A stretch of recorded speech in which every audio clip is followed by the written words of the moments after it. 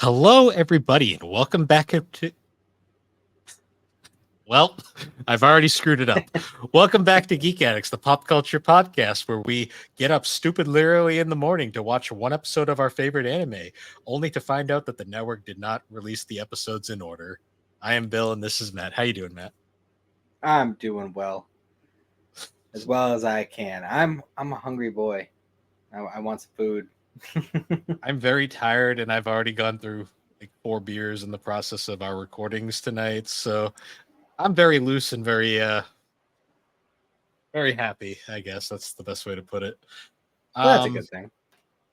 Yeah, so I mentioned off cam at the time of this recording, going to be an interesting weekend. Me and Alex are going to our first convention of the year tomorrow, so that should Cool. be fun. Um, it's a Wait, kind didn't of didn't she go to Anime Boston? she went to Anime Boston. I did not. Hmm. Um, I guess that was technically this year. Yeah, Oh, yeah, it was. Forget what I said.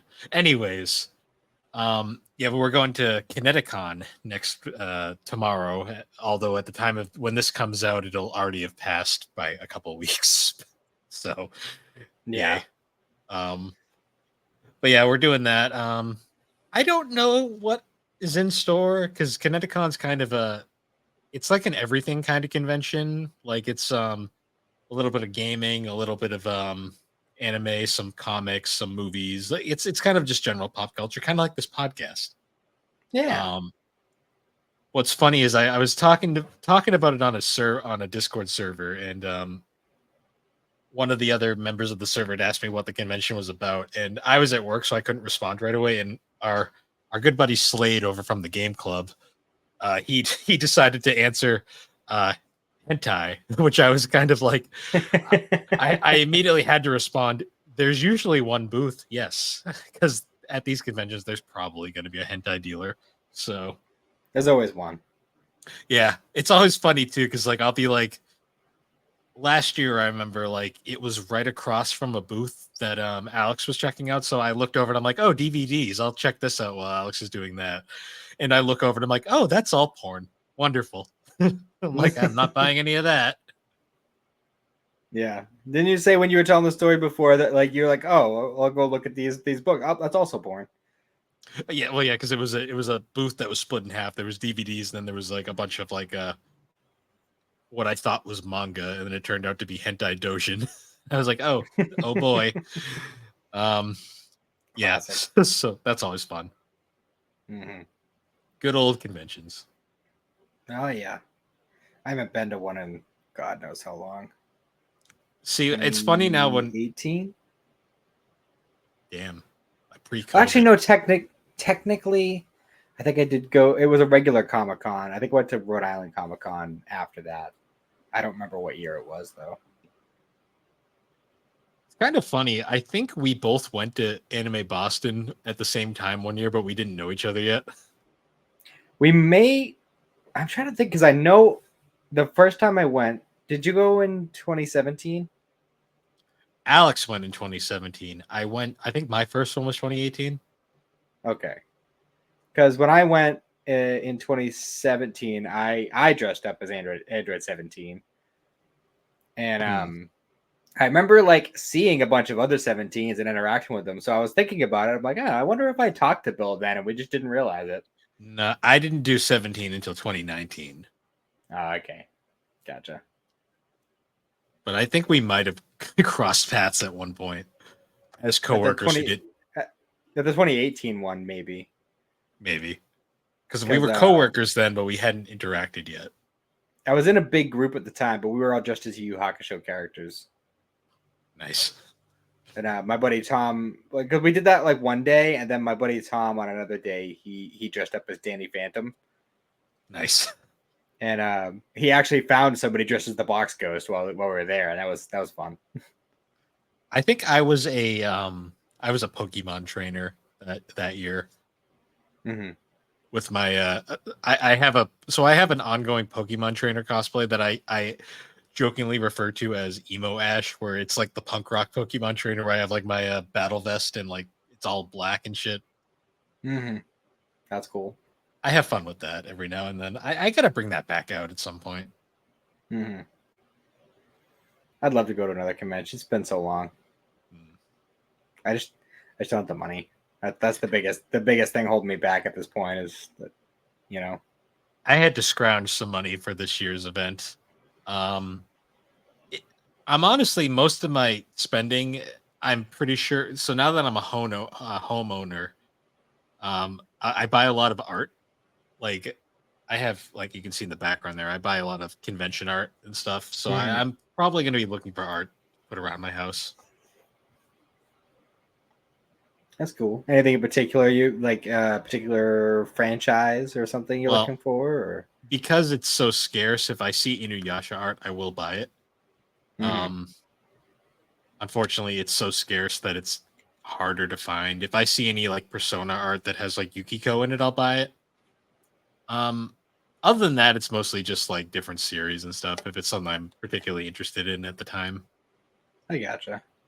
If I got to a point where I'd start buying, I mean, I have a couple things back here that I brought over here just to have something in the background. Uh, this one right here, this one's my favorite because it's just Hmm. Broly choke slamming Superman, and it's awesome. Yeah. I mean, I Um, have the poster of Jill back there from Final Fantasy 16. I love mhm. that art. I'm thinking about getting a new painting though and replacing that. I'm gonna I'd move that somewhere else. I'd like to get some like posters of like Toriyama art, like some Dragon Quest characters, or like a Chrono Mm. Trigger poster or something would be cool. I have a Like very something. nice Chrono Trigger. It's not Toriyama art, but it's by an artist I met at a convention that did a really awesome Toriyama style. That's up in my game room right now. Hmm. There's also I've seen art of it around. I don't know if I'd ever be able to find like a real poster of it, but there's um I've seen some of these like art pieces around on the internet where it's like scenes from like the Android arc and Dragon Ball Z, but done in like the style of old school like American comics, Mm. and those are really cool. Actually, I got one that was kind of like that at a flea market for Xander. I think it was for Christmas one year, but it was the same type of style, was like designed to be like an old American comic, but it was like Kid Goku with like the Mm. Pilaf saga at the beginning of Dragon Ball. That was really cool. I have it's upstairs in my I have a little hallway on my upper level of my house. I have this really awesome like piece of art I found, which is like it's a speaking topical to a recent episode we did. It's a your name piece of art where it's Hmm. you got Taki up at the top and Michu at the bottom, and it's kind of like got the red string of fate through like the whole like comet background. It's just such a really fun piece of art I found that looks super nice. It's in my hallway now. I really like that That's really one. cool. It sounds really nice. Hmm.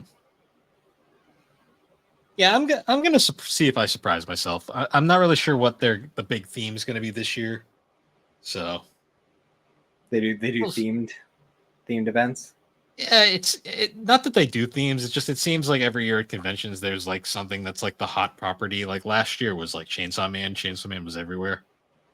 Yeah, that's fair. Um, Yeah, I remember the first year I went, the two things that I was seeing all over the place were My Hero and Ruby. I was seeing tons of Ruby cosplays that year. my hero's always pretty big. I remember I went one year and it was legit like Attack on Titan everywhere. Yeah, that's fair. I think, come to think of it, I think the last one I went to, they premiered the first episode of the second season of Attack on Titan at. Hmm. So Attack on Titan like still had its like big fan base, and it was the fact that a second season was coming at all was severely hyped. But I think the big hype train didn't start until after season two came out. Hmm. No, I get that 100%. Um, so I don't want to drag this on too much. Speaking of anime and watching anime, our topic for this episode, this is going to be another kind of retrospective episode where we just kind of chat about a subject, and we don't really have a big structure, kind of like the PlayStation 2 episode we did a while back. Mhm. Um, for this one, we're going to be discussing the early days of watching anime, which we've kind of covered here and there in the past when doing our anime retrospectives on different shows, but we've kind of mentioned how watching anime back in like the late 90s, early 2000s was kind of a hassle. Like Mhm. it wasn't the seamless, like at your fingertips kind of thing it is nowadays. Yeah, 'cause nowadays you can find anime on most streaming platforms, and Oh even the yeah. ones where it's kind of absent, there's always, at the very least, there's something inspired by anime on there. I mean, the biggest streaming platform of all time is Netflix, and Netflix has a massive anime selection. Yeah, although I would argue that Hulu has a more diverse selection. Hulu's is bigger because Hulu has a partnership with Viz. Um, Mhm. I mean, obviously the biggest streaming platforms are like Crunchyroll and High Dive right now, which Right. are just dedicated anime streaming platforms. But what we're saying is though nowadays streaming anime is like the easiest thing ever. Yeah, which when you compare that directly to the way we grew up getting into anime, it's severely different. Yeah, when I said at the start of the episode when I fucked up the intro, I had joked about getting up at 5 a.m. That was a real thing. Like you would have to get sometimes you would legit have to get up at stupid hours to catch your Mhm. one episode of a show, which probably wasn't going to even be in order, and you'd feel very unsatisfied. But that's what you had to do, unfortunately. Yep. Especially like with and it was really interesting too because the way that they were dubbing the episodes back then, like the vast majority of the animes we were getting, we didn't get any current animes. No, Everything not we at all. got, aside with the exception of like Pokemon and Yu-Gi-Oh, everything that we got had already started and finished and had been done for a bit in Japan before we got it. To a degree, like for me, like obviously my favorite anime is kind of an exception where we kind of got that as it was coming out. Mhm. Um, but for the most part, you're right. Like a lot of the series we got were already done. Yeah. Um, which was it kind of sucked, but it was also kind of a benefit at the same time for reasons we'll get into later. Um, but I figured the best way to start this is what was the first anime you remember watching? Well, if we're not including Pokemon in the equation, it's Dragon Ball Z. Okay.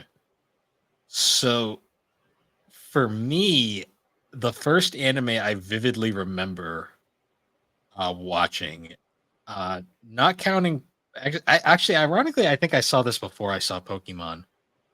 Um, I'm not counting the 5 seconds of Sailor Moon that Alex was watching beforehand, but the first anime I vividly remember was Ronin Warriors, which I've mentioned in the past a few times, not on Geek Addicts. I've mentioned it on GNC a few times. Ronin Warriors was a very interesting one because it's known as Samurai Troopers in Japan, but it's essentially it's Power Rangers, but they're samurais, and it Is would that the air. one? Is that the one with like the silver looking Saiyan suits? No, so they were like a multicolored, very much like Power Rangers. Okay. I'll send you an image in the chat, but there was like their mascot was like this big white lion for whatever reason. Hmm. It would air generally after Sailor Moon around that time slot, which is why I saw it all the time because Alex would always watch Sailor Moon. Um, but I remember watching that and being very kind of entranced by it because it had a very unique look to it. Here's a good shot. Send this to you real quick. Um, but yeah, that was on like the early days of like Toonami was kind of a thing, but it wasn't fully established yet. And this was kind of like you'd go on like just like the random kids TV channels. Yeah. Oh So yeah, I recognize that. yeah, it was basically Power Rangers. That's really all it was. I know that I was thinking of something. The suits are kind of similar, but I know that the Saint Seiya. That's what I was thinking of. I was thinking of Saint Seiya. Yep, that's another one. which I haven't seen either of these, Ronin Warriors or Saint Seiya. I just remember I've seen the images and the character designs a bunch of times. So thankfully, Distork Media, they have a bunch of old anime rights, and they're re-releasing box sets of all these old animes with their original dubs, which is really awesome. Mm-hmm. Because they released a Ronin Warriors box set which has the original dub and everything, and I bought it and I've been meaning to watch it. I just haven't had time. But You yeah, I still got to remember finish watching. Rurouni Kenshin. I have to finish a lot of things. That damn Christianity arc is rough. I'm not gonna lie. I warned you, bro. I warned you. Yeah, I'm gonna say though. So I'm like working my way through it, but going back to the start, like I remember that. Like, so what channel do you remember watching Dragon Ball on? Because I remember Dragon Ball kind of was all over the place. Honestly, as far as the first time I watched it, I do not know what channel because I was young. Like my memory is kind of hazy at that time.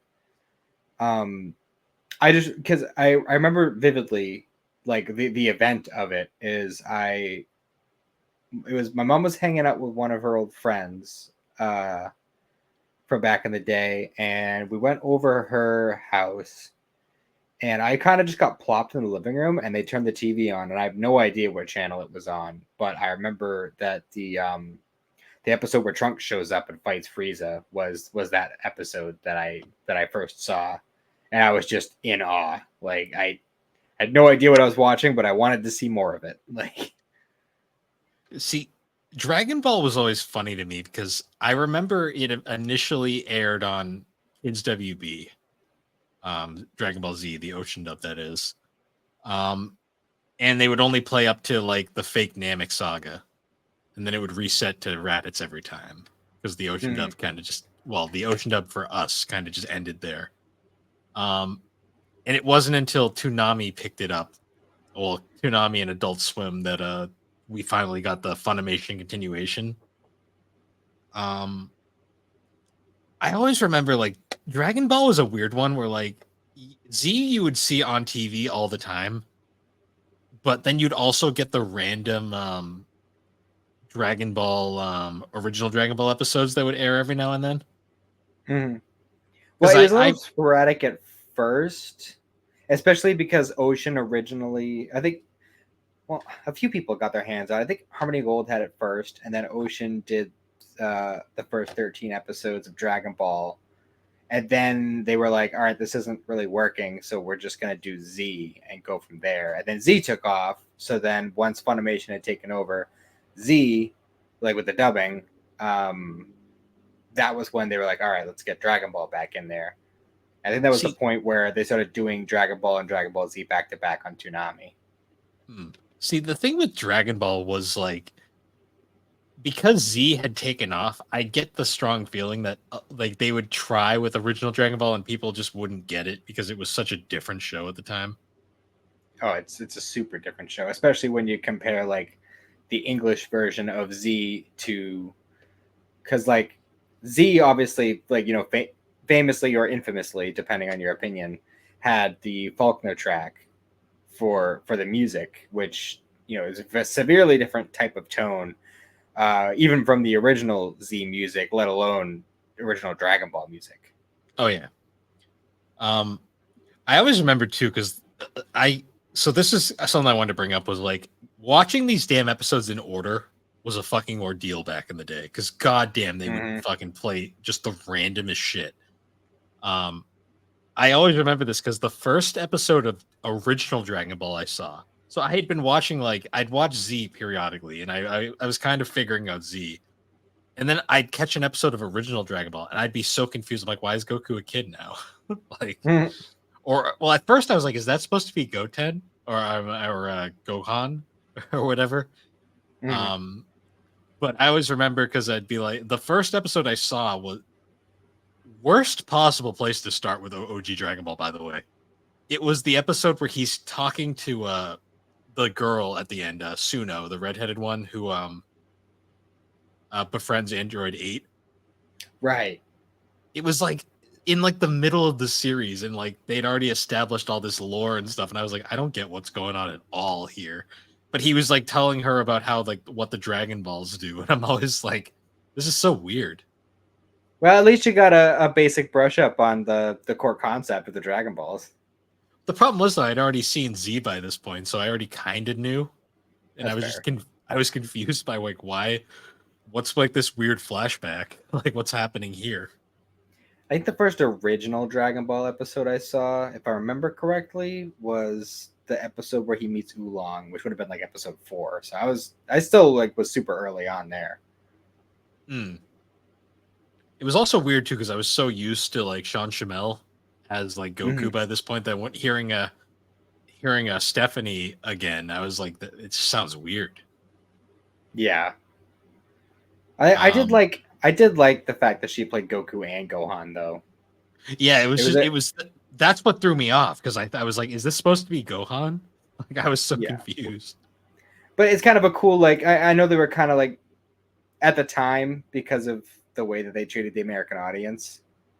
Um, it was interesting for them to do it that way, and I don't know if it was just a way of saving money or whatever, but whether it was purposeful or otherwise, it was kind of cool to have that little um, I don't know the word like a kind of like a tribute to Masako Nozawa because she played Mm, Goku, Gohan, Goten, Bardock, like that entire family pretty much.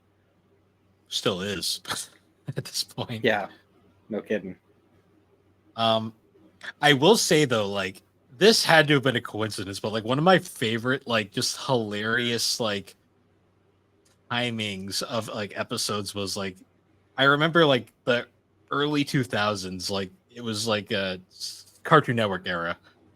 They would play an episode of Z. Well, it was an episode of original Dragon Ball, and it was like Goku doing something, and then it immediately cut to way into the Boo saga, and it was an episode with it was the episode where Chi Chi is training Goten, and he goes Super Saiyan. And I remember my kid brain was so confused by this at the Mm-hmm. time. I was like, wait a minute. Is that supposed to be like what? Like I don't understand. I keep feel like it would be even funnier if they had been doing GT at the same time as well. That would have been hilarious. Yeah, because so we should talk about GT because GT is so fucking weird because that was like done in like the mid 90s, but we didn't get it over here till like the early 2000s. Yeah, because in Japan, the Z anime ended, and they immediately like the following week jumped straight into GT. So it was like seamless over there, Mm. Which is which was not the case here at hilarious all. because the first like Dragon Ball thing we really got over here was the PS1 game GT Final Bout, which Mm. had Steve Bloom as Goku is still hilarious to me. But like that came out, but then we didn't get GT until years later with in like the 2000s.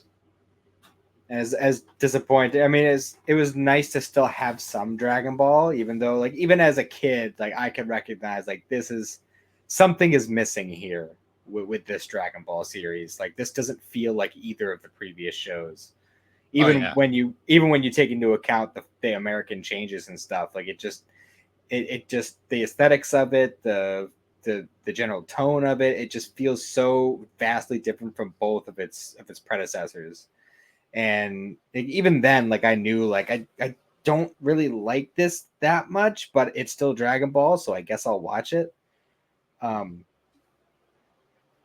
but I did still find myself severely disappointed whenever I'd be like, "Oh, Dragon Ball's on," like, "Oh, it's GT." Like, and I have a certain fondness for GT now. And there's always been aspects of it that I like. So you know, I'm not gonna sit here and hate on GT all day like some other people, but um, it is easily the weakest of the shows by far. It it has great animation, which I still will defend till the end of time. Mhm. Um yeah, GT was so weird. Like I still remember when GT first came out over here and like Super Saiyan 4 was fucking everywhere. Super Saiyan 4 is still epic. I don't care what anybody says. Super Saiyan 4 is honestly like I still to this day say like if they didn't do the stupid Goku as a kid thing, I feel like GT might have taken off easier. Well, I Yeah, wish there's that they had just kind of like let go of it at like once they finished up the whole baby arc and stuff, and they were like, okay, like the whole point of going out into space and stuff, like yeah, we were gonna save the Earth, but we were also gonna turn Goku back into an adult, and then they just didn't. And it's like, all I right, always I whatever. always thought like the second he went Super Saiyan 4, he should have stayed adult by that point. Yeah, But no, that GT. Anyways, we'll have to do a GT deep dive at some point. I'm totally up for that. I need to rewatch it though. Same. I really do too, as well. I haven't watched it since I had Cindy go through it. I haven't watched it since I bought the box set like a decade ago. So Well, watching it with the Japanese music makes it a lot easier to get through. you That's don't for like the sure. Grand Tour? No, nobody does. Everybody hates it. Which actually kind of sucks because the version of GT that I have on my hard drive is the version with the American music. Grand Tour. Shit. God damn it. And also GT did that weird thing when it first came out over here where they They did like a started it in the recap middle. episode. Yeah. Yeah, And then they did like a redid recap everything. episode. And they jump you in like right like when like baby is about to be introduced. Ugh. And then like later on they were like, "Oh, GT, the lost chapters." It's like and they wonder why it bombed over here. it didn't do so well over there either, so True. that's why it only Which lasted 60 episodes. which is hilarious because it was already done by the time Dragon Ball or OG Dragon Ball came out over here. And they knew it sucked, but they were like, maybe the Americans will like it. Nope, not at all. Well, I think at that point it was like Dragon Ball Z and Sailor Moon, and I know there's a couple other ones. Like they really spearheaded anime, and once people realized like how well it was doing over here, like a lot of these companies were really desperate to get more stuff. And since Dragon Ball was like one of the like godfathers of bringing it over here, they were like, oh well, there's this whole other series here, we're just going to bring it over because Yeah, regardless of whether or not people like it, they're still going to watch it, which true. ended up being 100% accurate. Oh yeah, I mean, we all watched GT. We all complained about GT, but we still watched it. Mm-hmm. Speaking of that, like you mentioned Sailor Moon. Sailor Moon is such a weird oddity for like anime at the time because like it was huge, and I always remember because like Alex watched it religiously. And I'm convinced a lot of that was because it was essentially just female Power Rangers. Mm-hmm.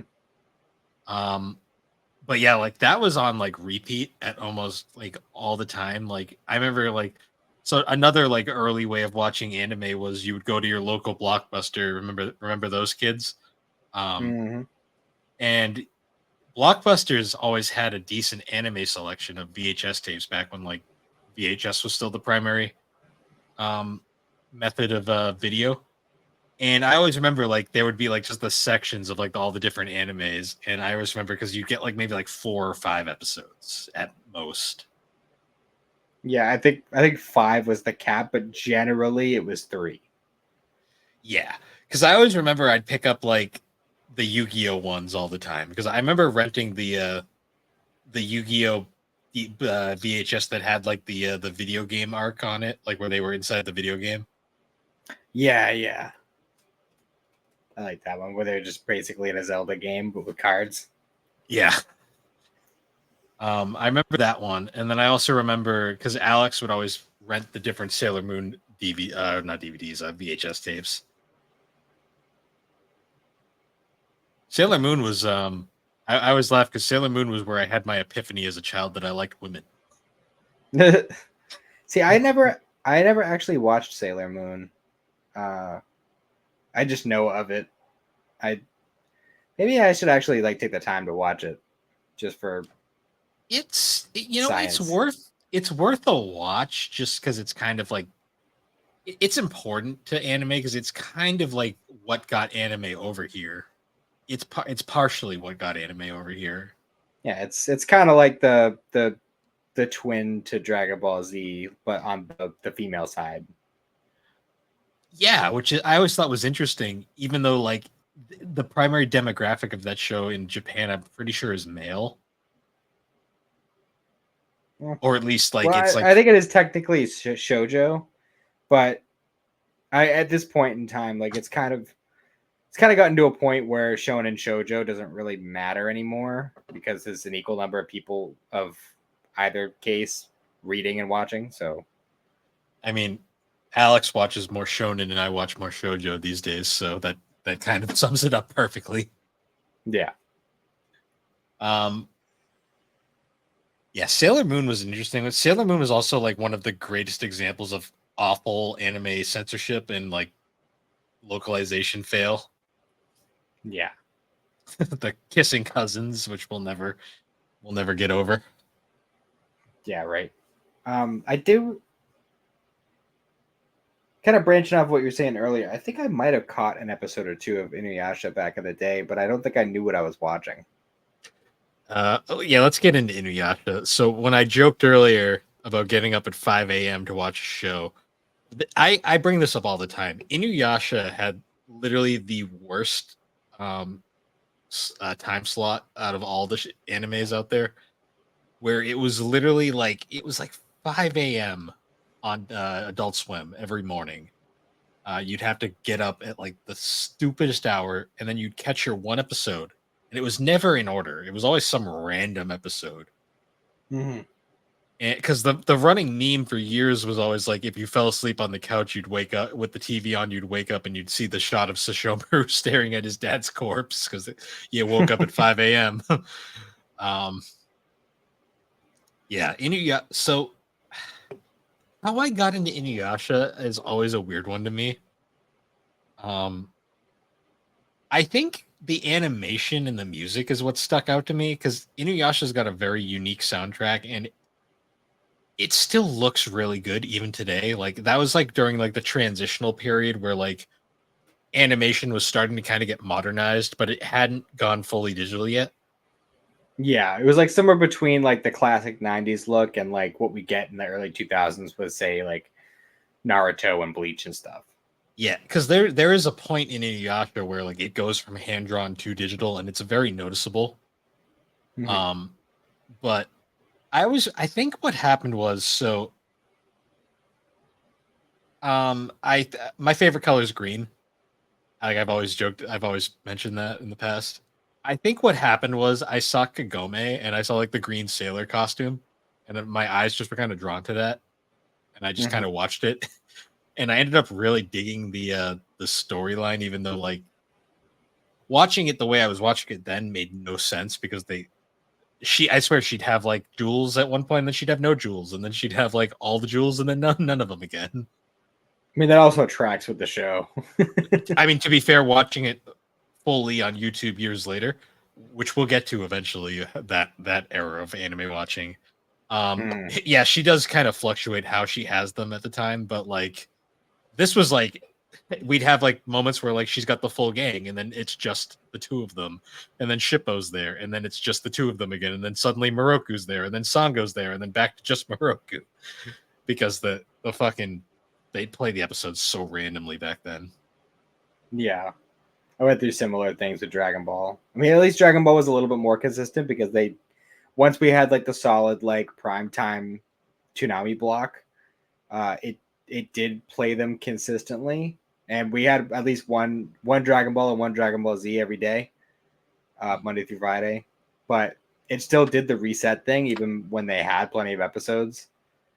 Uh, so I remember there was one time when I was a kid. There was at this point I had I had played enough of the Dragon Ball games and whatnot, so I knew the whole story. So I Mm. knew the point when I was trying to get to a point where I had seen everyone's first Super Saiyan transformation. So I still needed to see Vegeta's. So I watched from Raditz all the way through, and then literally the episode I watched the episode before he turned Super Saiyan, The next day, back to Raditz. I was so fucking mad. Them's were the breaks back then. It really was. So the worst part was too, like Dragon Ball was a mainstream anime. Air quote mainstream, because let's be real, anime didn't get mainstream until the late 2010s. But there was the select few animes that were like considered the top dogs at the time. And they kind of, I'm convinced they got preferential treatment a lot of the times. Yeah, well, I mean, the ones that sell. So, Oh yeah, because Dragon Ball, Naruto, like Sailor Moon, all of the Yu-Gi-Oh, all of those would get like their time slots were always the best. They would generally at least attempt to show the episodes in order. Um, and they would get the most promotion. Meanwhile, if you were, say, like an Inuyasha fan, you were basically like, hope you like getting up early. yeah, well, I didn't really get into Inuyasha as a kid, but I did go through a similar thing because I did get into Beyblade, and that also aired at the ass crack of dawn. So Beyblade was On fun. ABC Family, I'm pretty sure. So it was ABC Family after Fox Kids ended, because I wanted to talk about Fox Kids for a bit. Fox Kids is what was, I should say, a programming block that kids nowadays will never understand how awesome it was. Because I always remember every morning, Fox Kids, you'd have your episode of Power Rangers, your episode of Digimon, some weird whatever was on Fox Kids at the time, and then towards the end, the original Beyblade started, and it would be on Fox Kids. I think it got all the way up to the start of V-Force, and then after Fox Kids became the Fox Box, they moved it over to ABC Family, which I believe is where you were watching it. Yeah, because I think, if I remember correctly, it was, I don't remember which order it was, but I'm pretty sure it was Captain Planet and Beyblade back to back. I vaguely remember that because it was very similar to how Fox Kids was, where it would be like Power Rangers in the morning, first thing, and then Digimon was always right after, because Saban had handled both of those. And then I remember, because then they would pick up, like, I remember when Beyblade got picked up, and at the time, I didn't know what anime was, so I just thought there was another cartoon that looked slightly different. Looked a little bit more realistic, maybe not more realistic than American cartoons, at least. It had an edge to it, I should say. Yeah. It's very striking art style compared to what we were used to. And I think, honestly, like, because there's always the debate between Pokemon and Digimon, that'll be a forever infinite debate. I think one of the reasons why I was so attracted to Digimon back in the day was because I was a Power Rangers fanatic, and it would always air right after Power Rangers. So I would always, I was always catching Digimon back in the day. And Digimon, say what you will about the stuff around the anime, like the actual games and like media franchise itself, but the Digimon anime I still think is infinitely better than the Pokemon anime, just in terms of like story arcs and actual like the plot going somewhere. See, I didn't invest any sort of time. I would catch episodes here and there of Digimon, but I never really invested any time into watching it. And I think what you're talking about is exactly why, because Pokemon was episodic. Until like the point where I was kind of losing interest in Pokemon anyway, it didn't really develop like a continuous story. I don't think it was until like Ruby Sapphire that it did that. And even then it was borderline. Yeah, even then it still did the episodic thing, whereas they show up at a place, they meet some people, there's some sort of problem involving Pokemon. Team Rocket shows up, try to steal Pikachu, they're blasting off again, episode's over. There's the same formula every episode. Yeah. To me, what I liked Pokemon, like I watched Pokemon pretty religiously up until the start of Black and White. I gave up on it at that point. To me though, like the reasoning why I Pokemon just never like hooked me the way Digimon did was Ash never develops. Like he literally is the same character from beginning to end. He barely ages. It took him 20 years to age 2 years. And then they retconned and he never aged at all. Mm-hmm. Meanwhile, in Digimon, all of those characters, they grow with you. Like, they progress in age. And then when we got to Digimon 02, they were all like high school students by that point and like grown up. And then like there was a new cast that they interacted with. And there was actual progression and stuff. It was just it was such a different show at the time. And it appealed to me in a much different way than Pokemon did. Because to be honest, I didn't realize Pokemon was an anime for the longest time. Me either. I think what you're describing is essentially how I felt about Yu-Gi-Oh. Yu-Gi-Oh is another good one. Well, the Yu-Gi-Oh anime is kind of shit. I love it, but it's not a great anime by any means. Yeah, it has its problems for sure. The manga is really fun. Well, the manga is great.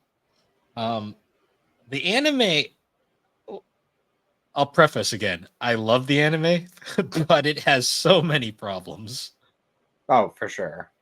Like the first season, which is arguably the strongest season in a lot of ways, is so jank. Like compared to the actual game it's based off of. Yeah. But I kind of love it for that. I feel like the first season they were kind of trying to do like almost kind of like what they did with like Pokemon and Digimon, where like it was less constricted to the rules of the game and more just kind of like check out these cool monsters and all the stuff they can do, you know, like, and there's magic involved. Woo, fun stuff, you know. Yeah. And Yeah, then honestly. like later on, once they were actually kind of like spearheading, like let's sell some of these cars to these kids. Like that was when they started really like trying to teach the kids the rules through the anime. Yeah, the season 2, like the first episode. By the way, here's all the rules and everything you remember from season 1. Forget about that. And ironically, I don't think the rules actually became like legitimately accurate until Waking the Dragons. Yeah, I know, and that season, but that's besides the point. So I want to jump ahead a little bit. So anime on TV was always kind of a mess. Like it's pretty obvious. Like it was a struggle. Mm-hmm.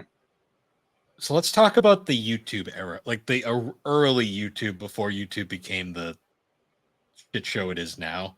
Back when like people just would upload whatever on there. Mm-hmm. How many animes did you watch on YouTube back in the day? A couple. Not a lot. Honestly, I was watching through a lot of the third party websites.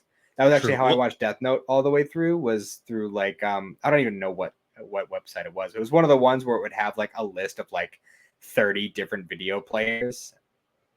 All were different. We might as well loop these together because they are kind of the same period. The piracy era, as I like to call it. Yeah. Because YouTube was really funny back in the day because like you would have like people trying to get around like copyrights all the time, and you'd have episodes of animes that were like split into like 5 parts each, and you'd have to like go to each part. Because I remember I watched all of Inuyasha on YouTube the first time through because that was like the first time I'd actually seen it from beginning to end. I did the same thing with OG Dragon Ball. Z was not on it, but OG Dragon Ball was. And then it was only like there was the 2 episodes where the like latter half of it wasn't there, but otherwise it was all there. A part would have got like copyright claimed, and you'd like be missing something. You'd have to go find it somewhere else. Yeah, it's the early days of YouTube when we were still in that early stage of the internet where it wasn't really known which video player was going to become like the definitive one. And I think at this point, Google Video was still a thing. Yeah, it was. Because YouTube at the time had that 10-minute time limit per video. So like you couldn't post anything over 10 minutes. That's why you'd have like 5 parts for like each episode. Hmm.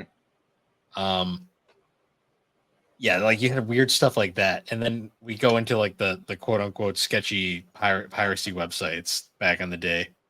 um Hmm. and these were always hilarious because like you'd kind of have to sift through to find what you were looking for, because not all that you wouldn't always get the dub. The dub was Yeah. kind of like hit or miss. um and there'd sometimes be episodes missing, or like series just wouldn't work for you. Mm. This was also where I discovered hentai for the first time, Fun stuff. because they would That mix must it have been in. shocking. Yeah, they would mix it in with all the regular anime, and I'd just be like scrolling and be like, my 12-year-old brain was not ready for that, because that was like I was like, what the fuck? Mhm. Anime like resulted in many awakenings for me as a child. That's all I will say. Yeah, Um, I get that. I think that was the case for a lot of people in our generation. so what was the first? I have to ask, what was the first anime you watched where you realized anime was not just for kids? Um, I mean, my first experience with Dragon Ball Z was Trunks cutting Frieza in half. Fair. Um, But aside from that, I don't know. There was some pretty dark moments in Yu-Gi-Oh. True. Also, Yu I Yu mean, Hakusho. Yu Yu Hakusho was the first time I was like, "Oh, this is actually really dark." Like, yeah. You see, I dived straight into the deep end right at the start, because I remember 12 years old, I want to say 12 or 11, going through one of those sketchy anime sites. I found Akira, and I saw Akira for the first time, and that fucking scarred me as a child. mhm. Oh, you know what? The Tekken movie might be one of them too. That's up there. That's very much not for kids. Yeah, I remember watching that way back. I remember I saw Akira and I saw Perfect Blue as a child, and that like messed me up for a while because I did not understand what was going. Those are very much R-rated movies that are not meant for children, and if you watch them as children, it does mess with your mental state for a bit. Hmm. Yeah, I actually remember what the first time I watched an uncensored, unedited. Actually, the first time I watched uncensored Dragon Ball Z was, I think I had rented a Saiyan Saga DVD, and it was the episode where the special beam cannon. And like when I saw like this, the gaping hole, they're both spitting out blood and shit, and I was like horrified. Like this isn't Dragon Ball. This isn't the happy show I've come to love. I will admit, after I watched Akira for the first time, I did not look at animation the same way for like a month. Like it was very hard for me to watch cartoons again after that. Well, at this point, I'm so desensitized to it that it's not even Well, on my radar nowadays anymore. nowadays we have Reddit, where if you scroll in the wrong, if you go into the wrong like a subreddit, you'll see people legitimately die, which is which completely desensitizes you to anything. So, Hmm. but yeah, as an 11-year-old, 12-year-old, seeing stuff like that, it does mess with your head for a bit. Hmm. For sure. I will say Oh though, like man. the the as much as the streaming websites were kind of sketch, and probably are how I got most of the viruses on my computers back in the day. Um, the amount of anime you could watch on those sites was pretty outstanding. Oh yeah, there was always a huge selection, and obviously just because of the state of how everything was at the time, like there wasn't a whole lot of English stuff. Which I remember at a point too, there was specific websites dedicated to shows in particular. Like there was a watchdragonballonline.com at one Oh point. yeah, I Um, I remember the anime fan sites back in the day were also like amazing because they were so cringe. the fans, did you ever watch fan subs? I've seen a few, like every now and then. Sometimes you'd watch them just for the laugh. I'm pretty sure that that one Dragon Ball special, you can only watch fan subbed.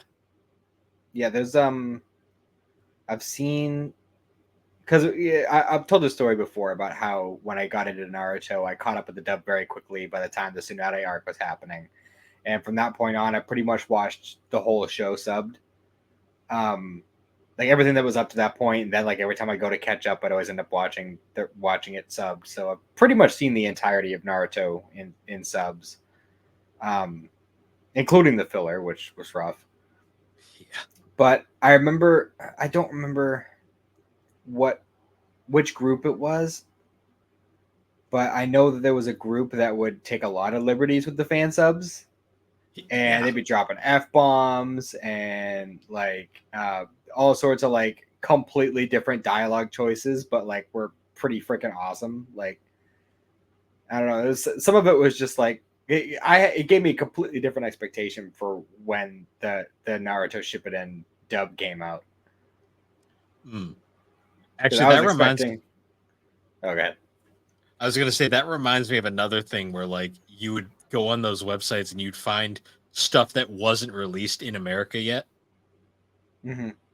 Where like for me, like one of the things that stuck out to me was Sailor Moon season 5. That didn't release over here until like the mid 2010s. Yeah, I watched the Rescue Gara arc, that first arc of Shippuden, like is at least 6 months before it came out over here. It might have been longer. Oh yeah, it was always weird too because you'd be like, "What is this? I've never seen this before." And I gotta say, like the before I really like understood the concept of filler and like how much there was going to be, how I said that I watched all of the subbed episodes of original Naruto because after Sasuke leaves and they keep like dropping hints like, hey, we're gonna go on this mission and we might get some hints about Sasuke. And I was watching all of that subbed, hoping that we were gonna get some Sasuke shit, and we never got it, and it just made me incredibly frustrated. So, going back now to like the TV world, do you remember the aesthetic of Toonami like during the 2000s? Oh yeah, Tom and the spaceship. Oh yeah, like once Toonami came on, it was that's when you knew like you're like shit's getting real. Mm-hmm. And they had the Like, awesome promos whenever like a new arc or oh something yeah, would come out. I always remember when like Naruto first aired, like they hyped the fuck out of Naruto. Mm-hmm. They always show like little clips from different episodes and stuff. Like they'd show some goofy scenes and they'd show some like actiony scenes and stuff, like kind of like a big mix. And I think that was a big part of what got a lot of people into like new shows. Hmm. Well, new for us at least. I always remember too, like when like they tried branching out and they'd have like Tom doing fucking game reviews on Toonami all the time. That's actually a fun watch party idea. Maybe at some point we'll do a watch party and just like watch old Toonami promo videos. Oh yeah, there's a ton of them. Like Toonami was that was such a they've brought it back a few times and like it's cool, but it's nothing will ever beat the early to mid 2000s Toonami. Mm-hmm. Like that was such a different time. Like that made anime was so obscure at the time, but that made anime seem cool as fuck. Yeah, the period of time when Toonami was in the like the prime time, like 4 to 6 slot, like that was like peak Toonami. Like they bring it back now, but unfortunately, like anime is so mainstream now that like a specific block like that just doesn't really matter anymore Mm-hmm. because everything's like available at the fucking fingertips now. Yeah, it's just I don't know. It's less fun than it used to be, but at the same time, it's more convenient. It's like kids don't understand the struggle; they just don't. Well, I always loved too, like you'd have obviously the mainstream titles on Toonami, but then they'd occasionally throw in like some random show that like wasn't a mainstream one, but it was kind of like something they were trying to push. And like sometimes that's I think that's partially how I discovered Inuyasha. Now I think about it. Mm-hmm. And it's probably what made Yu Yu Hakusho take off too.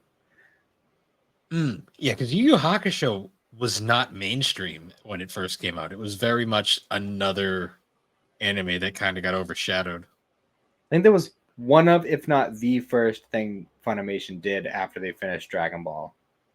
Mm. which was definitely good because I mean it was refreshing because it had that similarity to it, but it was darker in a lot of ways. Oh yeah, the dub for Yu Yu Hakusho is arguably one of the best Funimation dubs, I think. Period. Oh, easily, and especially because like the changes they made to the dub worked really well for it, Oh yeah, and at this point, it's so iconic that I'm really worried for when the reboot anime comes out. Because I know they're gonna handle the dub completely differently than they used to, oh yeah. and I'm just concerned about how that's gonna land.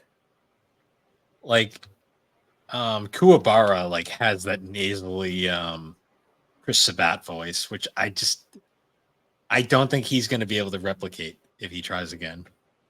Yeah, I think at this point he's so far removed from it. I know that they did do the OVAs not that long ago, which I still haven't watched. I should do that, but I mean, nothing against her because it's not her fault, but like Cynthia Kranz has aged so much that her voice just doesn't sound that way anymore. yeah. Now that you mention it, I watched the Kai dub recently for the like all the way through for the first time, and she sounds so different now. Like even compared to what she sounds like in Super, she sounds so different. Well, unfortunately, voices age, and when she had such a very feminine young voice when she was voicing Chi Chi and Botan, she's aged and she's got a much more mature voice now, and it just it's still she's a great actress, but it just doesn't sound the same anymore. Yeah, but at the same time, I wouldn't want anybody else for Botan. Like, Well, yeah, that voice is iconic. It's like if they recast Chi Chi, I would hate it because Cynthia Kranz is Chi Chi. it's like they really can't recast anybody because I would be upset if they recast anybody, even if they do a good job. Well, it's like Linda Young has to be Genkai. Like that's oh yeah, 100%. Nobody else can do that role. Justin Cook barely acts anymore, but he has to be Yusuke. Yeah, for sure. I mean, he came back for Fruits Basket. If he doesn't come back for Yu Yu Hakusho, then he's fired. Oh yeah. Well, I mean, it's speaking of Fruit Baskets, it's like Laura Bailey was Toru, and the fact that she came back for that voice says so much because, like, I don't think they could have recast that character. I think they might bring her back for Yu Yu Hakusho because she did come back for the OVAs. I So hope she so might. because not Botan, Keiko's voice is pretty iconic.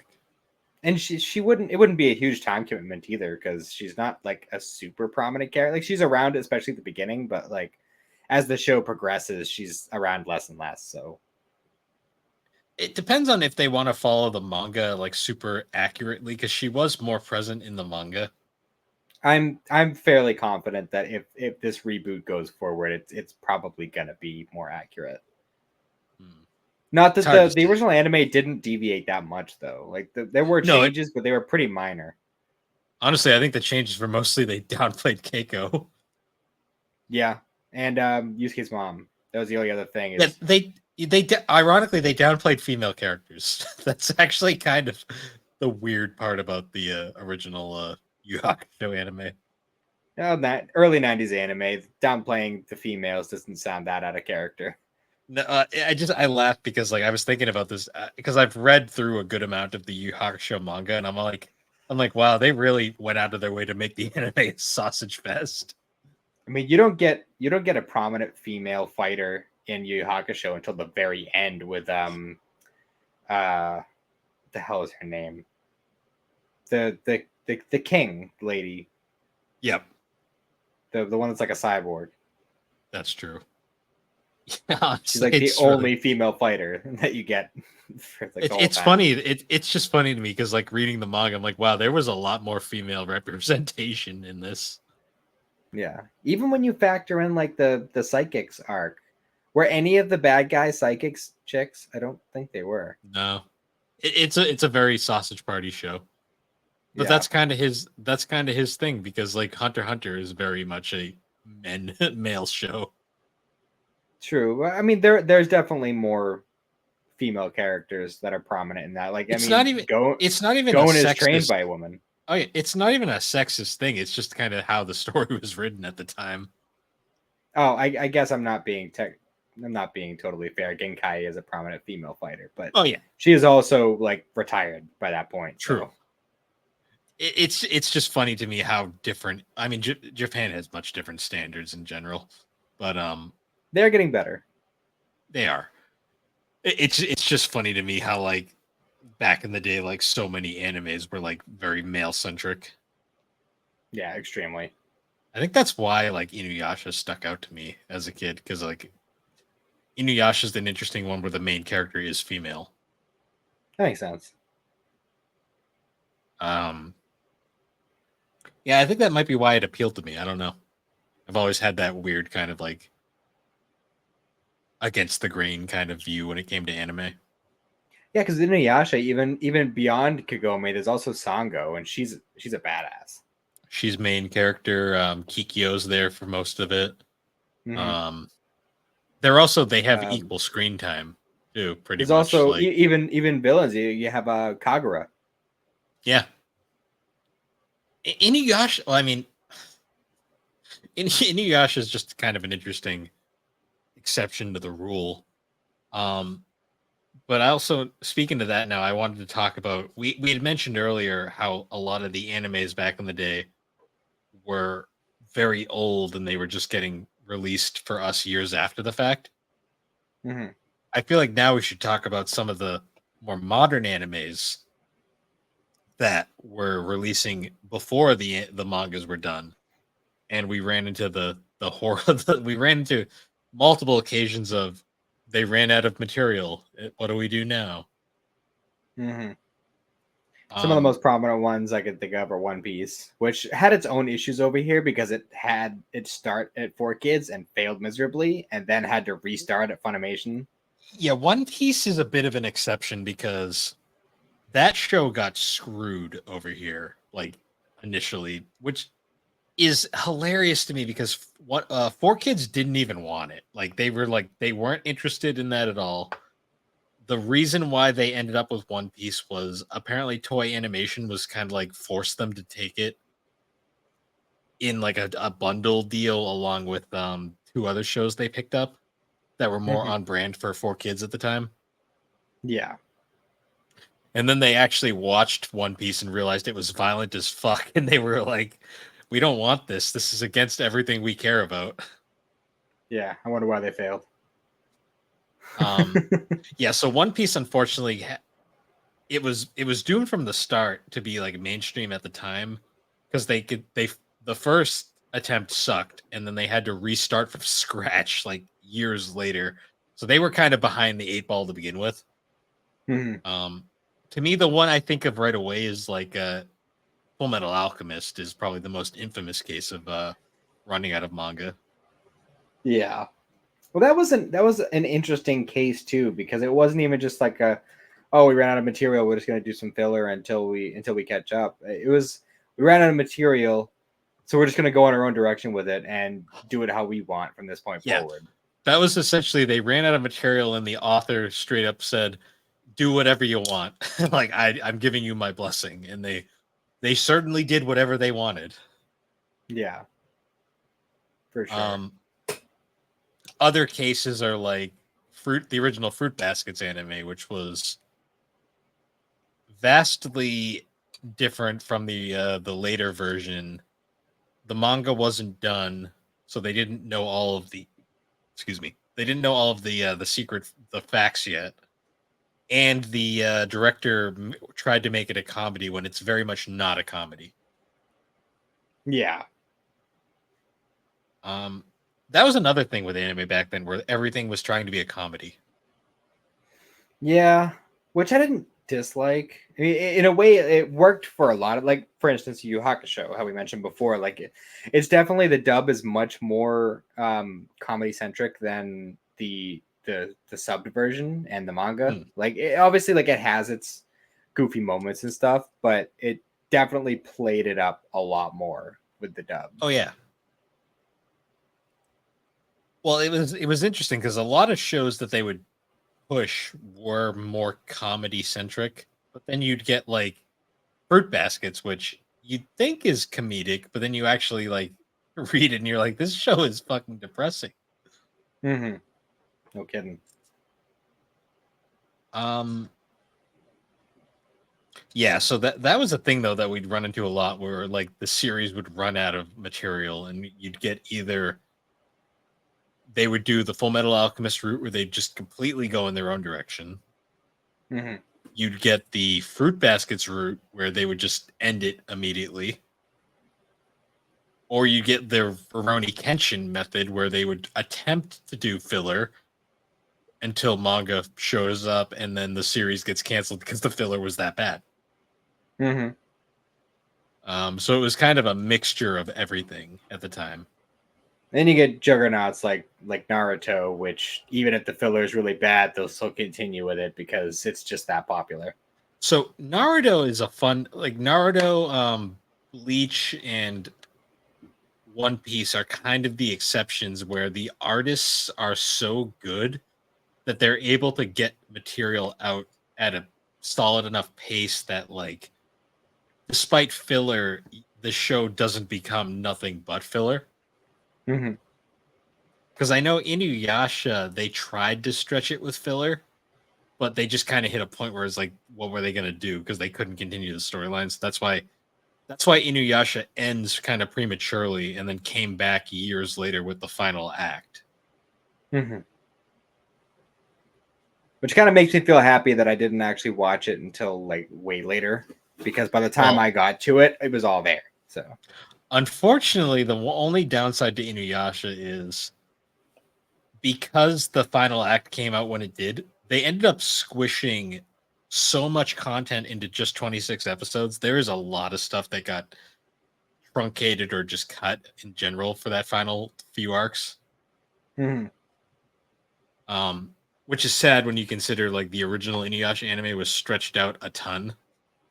Yeah. Um, Although Inuyasha, I still think handled filler the best out of most of these shows. I definitely agree with that. Inuyasha was interesting because by the time I got to it, like I was already at a point where I understood the concept of filler. I could recognize it pretty easily in most cases. With But Inuyasha, Inuyasha is the rare I could exception not. where, yeah, exactly. Yeah, I couldn't tell what was filler and what wasn't. One of the best arcs in Inuyasha is the school festival arc, which is where Inuyasha's chilling at Kagome's school during her school festival. That's all filler. Like that is not in the manga, but it is such a great arc that like you'd never notice.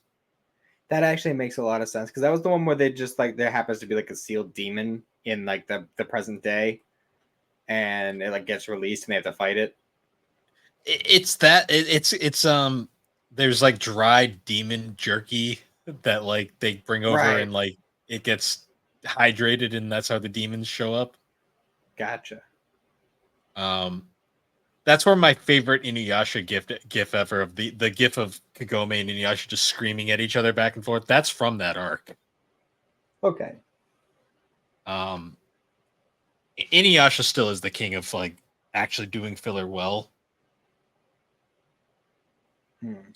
I was gonna say, like, when do you think like the shift happened where like we went from anime went from being this kind of like weird thing to like mainstream where it was just naturally like everyone could watch it?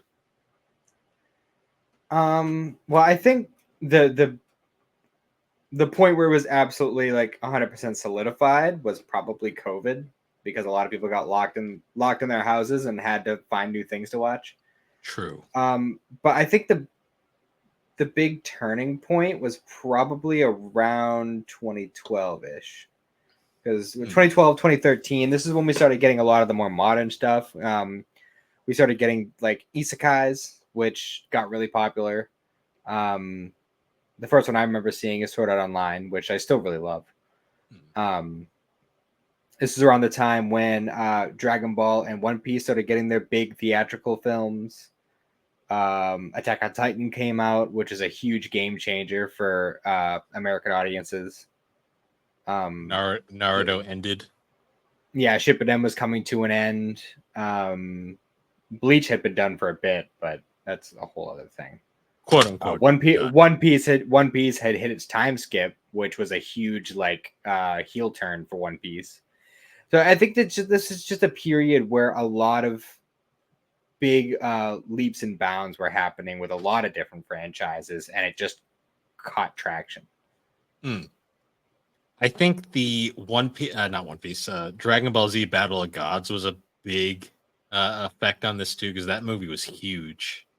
I think that reignited a lot of people, like a lot of people who like casually watched things like Dragon Ball, and maybe they caught Yu Yu Hakusho, maybe they caught Inuyasha back in the day, and then they got older, grew out of cartoons, whatever else, and then you find out the big Dragon Ball movie is coming out. It's coming to theaters of all things. So I think everybody going out to see that sparked a new interest, a reignited interest in the old fans and a new interest in the new fans. Oh yeah. So I think that was a big turning point. As much as I have come to accept the fact that One Piece always outdoes Dragon Ball when it comes to box office and numbers and whatnot, but Dragon Ball is always the one that kind of like leads the charge, in my opinion. It kind of paves the way. And I think that's very much true when it came to like Battle of Gods, kind of like getting that whole anime renaissance over here started. To me, another one too. This one, which was like kind of the sign where I realized anime was had officially hit the mainstream. We had talked about it a few weeks ago, but Your Name. Yeah. The smash success of Your Name was to me like the point where I really feel like anime had truly broken into the mainstream, because like early 90s, late 90s, early 2000s, that movie would have never done the success that it ended up becoming. Yeah. It was also now thinking about it, when we started getting anime balloons at Macy's, the Macy's Thanksgiving parade, that was a big leap right there. Yeah. That, and when you could go to like TJ Maxx and find anime shirts. Yeah, I remember back in the day, if you wanted an anime shirt, you had to go to like Hot Topic, and even then they only had like a couple of different shows. They'd maybe have a Dragon Ball and Sailor Moon shirt, but more often than not, you were probably going to find like usually like the darker Naruto stuff. Yeah. Or like, they'd find like the Akatsuki pattern. Oh yeah, stuff like that. Yeah, like something very subtle, like nothing like in your face. Or like the little fucking stuffed animal guy from Bleach. Yes. Used to see him and the guy with the hat in Bleach, used to see that everywhere too. 100%. Honestly, I think the main turning point for anime and stuff was when like I want to say like Persona had a lot to do with this, like Persona becoming mainstream. Also the general just like anime video games, and also like real life like sports like play like athletes who endorse into anime, like that, because there's been a lot of football players who are like massive weebs lately. Yeah, I love seeing those videos of like, it'd be like a football player like getting a touchdown or whatever, and he'll have like two of his teammates do the Rasengan thing with him and shit. Like, yeah. I've seen that so many times, and it's always so funny. There are NFL players who have Crunchyroll sponsorships because they are that big of weebs. I believe it. It's not even that. It's like wrestlers, MMA fighters. There was a fucking Jujutsu Kaisen NASCAR like a few weeks ago. That's pretty awesome. Yeah, and it was fucking. It was just funny, like the fact that it happened at all. Yeah, for sure. But yeah, we got about an hour going. I feel like this is probably a good place to cut it off. Yeah, watching anime back in the day kind of sucked, and it's amazing that anime took off at all. I will say. Yeah, I mean, watching it on TV was bad enough, but when you wanted to get a home release, there was no season sets. mean, hell, even Box. like even the Naruto sets that we have been getting for years, the 13 episode sets, which has pretty much become the standard at this point. Even those you 3 episodes. That was generally the best you were gonna get. Oh yeah. Sometimes you get 4 or 5, but 3 was the magic number. The turning And point for me was like when Dragon Ball came out with the orange bricks, the blue bricks, and the green bricks. yeah, the orange bricks came first, and I remember when I first found those, I was so excited because I was like, yes, I'm gonna get the Trunks one. I'm gonna watch all those episodes again, and I was so mad because I went to the Newberry Comics, or no, it was FYE. I went to the FYE. They were all out of Trunks. All they had was Frieza, which I mean, Frieza's great. Don't get me wrong, but really wanted my Trunks. Yeah. God, those. It's ironic because the orange bricks apparently have horrible audio quality, but And the video isn't great either. They cropped the shit out of it because they had this weird obsession with widescreen, yep. and they still kind of have that weird obsession with it, and that's why like they did like 5 fucking different home releases before they were finally like, hey, we're bringing the Dragon boxes over, and everyone was just like, cool, we're not buying it because you've already fucking thrown us so much crap.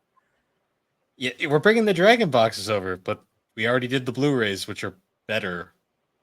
Oops. I mean, they're better. Debatable. They're not like amazingly better, but they're slightly better. I mean, the Dragon boxes are like the true remasters, even though they're on DVDs. Blu-rays are better than orange brickses. Yeah. Brickses. What am I, Gollum? Anyway, we've been going for a while. But yeah, Blu-ray is the best you're gonna get for a reasonable price. Yep. That's what I'll say. And god damn it, give us a new re-release of OG Dragon Ball at some point, please. Yeah, I'd love that on Blu-ray. That'd be great. I love the blue bricks, but my god, they're hard to find now. So, you know, I've had mine for a bit. I'm glad I got them when I did, and they're still like fairly cheap when you can get them. So it's funny. I have all the blue bricks. I have all the green bricks. I don't have the orange bricks. I bought the Blu-rays instead. So I did the same thing. Well, technically, I started buying the orange bricks before I understood how bad they were. Yeah, I had gotten like I'd gotten that season 3 that one time, and then I got the 4th one later when I was actually able to find it. And then I think I was just when I was in my mall rat days, I was wandering through Target and I happened to see that they had a combo pack of seasons 1 and 2, so I grabbed that, and then that was all I ever got. And then later on, I got the Blu-rays. It's funny too because like a lot of the Blu-ray sets kind of suck nowadays. Like I know Inuyasha, like they kind of fucked up the screen mastering on the Blu-rays. So like, there's no if you're gonna buy Inuyasha, buy the DVDs. They're better off. Mm-hmm. It's just one of those things. Like you just can't win nowadays. Yeah, there's always gonna be. I mean, let's be honest. Weebs love to complain. Oh yeah, I mean, I give Sentai Filmworks a lot of credit because even though they're like constantly in Funimation shadow or Crunchyroll's shadow, I should say these days, they were the first to abandon DVD altogether and just go straight to Blu-ray and like just make that the standard. And because of that, their Blu-ray sets are generally better in pretty much every way than Crunchyroll's are. That's fair. I do Even like having the option for DVD though, if you want like, a cheaper choice, you know. True. I'll give Sentai credit. Their Blu-rays aren't that expensive compared to like Crunchyroll's offerings. So I gotcha. But yeah. Any other final things you want to bring up before we close this out? No, I think that pretty much covers it. Okay. Yeah, we got a good hour out of this. A pretty good discussion overall. Anime kind of watching anime back in the day kind of sucked, and it's amazing it took off at all. For sure. But anyways, guys, once again, thank you for joining us on the gaming. This isn't the gaming collecting podcast. Fuck. This is Geek Addicts. Oh, I'm already falling apart. Thank you for joining us on Geek Addicts. You can find Geek Addicts on all your major podcasting platforms.